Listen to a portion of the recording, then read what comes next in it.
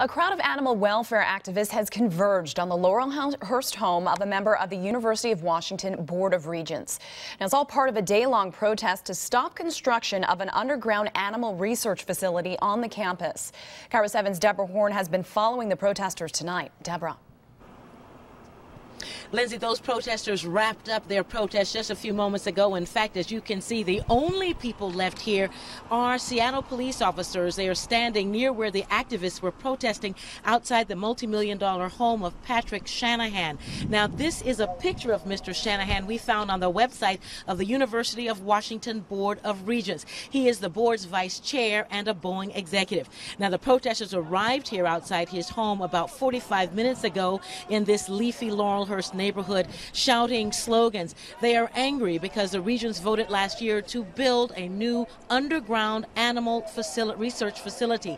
Now, we do not know if Mr. Shanahan is at home, but Seattle police stood sentry, keeping the activists in the street and off his property. At one point, they swarmed a vehicle as it tried to make its way down the long driveway. Everyone knows what's happening at the UW. Everyone knows what the plan is for this lab. Everyone knows that you tried to hide it because you're ashamed of it. Now, this is the second phase of their protest. The protesters marched around the University of Washington for about 2.5 hours this afternoon. Of course, they had Seattle police in tow. Their stated aim is to convince the University of Washington to stop construction.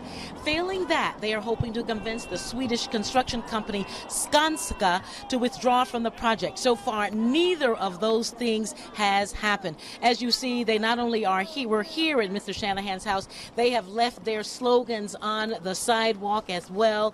They have puppy killer, blood on your hands, just as a part of what their message is. And in fact, they tell us they plan to continue this message tomorrow. They plan to be outside of the construction project tomorrow at noon, and then they plan to continue protests like the one here outside of this Board of Regents home. They plan to go to the homes of other members of the Board of Regents, all they say to try to stop construction of this facility. Reporting live in Laurelhurst, Deborah Horn, KIRO 7 Eyewitness News. Thanks, Deborah.